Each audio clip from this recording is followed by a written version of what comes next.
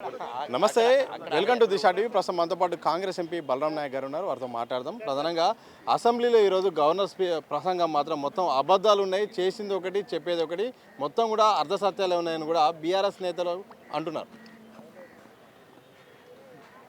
ఏం చెప్తామండి, మీకు తెలియదా మనకు తెలియదా? ఎంత మొత్తుకున్నా అదే మొత్తుకున్నా.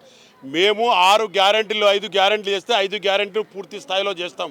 1వ తారీఖు నాడు పెన్షన్ ఇస్తున్నాం, 1వ తారీఖు నాడు శాలరీ ఇస్తున్నాం, గ్యాస్ సిలిండర్ 500కి ఇస్తున్నాం, మేము 2 యూనిట్స్ పవర్ ఇస్తున్నాం, మేము మహిళలకు రోజు బస్సు ఫ్రీ ఇస్తున్నాం, మేము ఇవాళ కాస్మాటిక్ మెస్ ఛార్జీలు కూడా పిల్లలకు పెంచడం జరిగింది.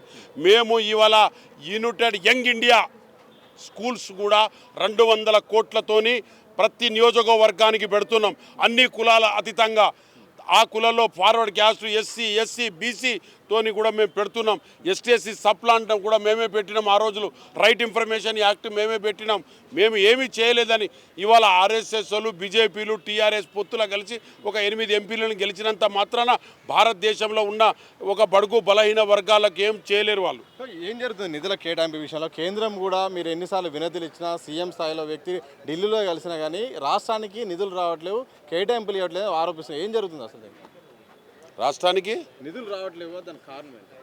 నిధులు రావడానికి కారణం నిధులంటే కిషన్ రెడ్డే కారణం, బీజేపీ కారణం.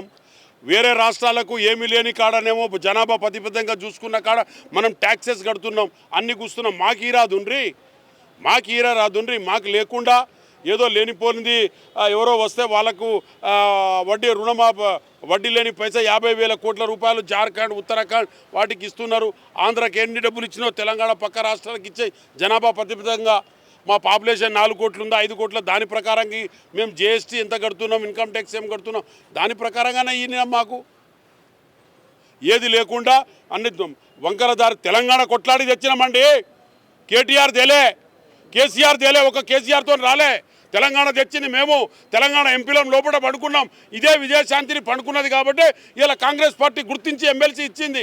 కాంగ్రెస్ పార్టీ గుర్తింపు ఉంటుంది కష్టపడేటోళ్లకు. చావు నోట్లో తలకాయ పెడితేనే తెలంగాణ వచ్చిందని కూడా కేసీఆర్ కష్టం కూడా బీఆర్ఎస్ వాళ్ళు అంటారు. నేనే ఉన్న హౌస్లో బిల్లు పెట్టినాడు, కేసీఆర్ గారే లేరు. నన్ను అడుగుమని చెప్పు చెత్త. నేను కూడా ఆ రోజులో ఎంపీ 9 to 14 నేను ఆ రోజులో ఎంపీగా ఉన్నాను. ఆయన బిల్లు పెట్టినప్పుడు కేసీఆర్ ఉన్నానా? విజయశాంతిని అడగండి చెప్తుంది. ఆ రోజు ఆమె కూడా ఎంపీగా ఉండే. విజయశాంతి టీఆర్ఎస్ పార్టీ నుంచి ఆమెకు ప్రామిస్ చేయమని చెప్పండి, చెప్తుంది ఆవిడ. ఇప్పుడు మా పార్టీలో ఉన్నది కాబట్టి ఆ రోజు తెలంగాణ కొట్లాడిందని ఆమెకు ఎమ్మెల్సీ ఇవ్వడం కూడా జరిగింది ఇలా సోనియా గాంధీ. మొత్తంగా ఇది తెలంగాణ ఇచ్చింది కూడా మేమే, కానీ బీఆర్ఎస్ మాత్రం వాళ్ళు చేసిన కృషి కూడా ఏం లేదని కూడా, అలాగే మేము ఎంత చేసినప్పుడు కూడా బీఆర్ఎస్ అనవసర ఆరోపణలు చేస్తుంది. 6 గ్యారెంటీలని అమలు చేసే ప్రయత్నంలో భాగంగా ఒక్కొక్క అడుగు కూడా ముందుకేస్తున్నాం కూడా కాంగ్రెస్ ఎంపీ బలరాం నాయక్ గారు అయితే స్పష్టం చేసిన సందర్భాన్ని చూడొచ్చు. కెమెరా పర్సన్ వంశీతో సతీష్, దిశా టీవీ, హైదరాబాద్.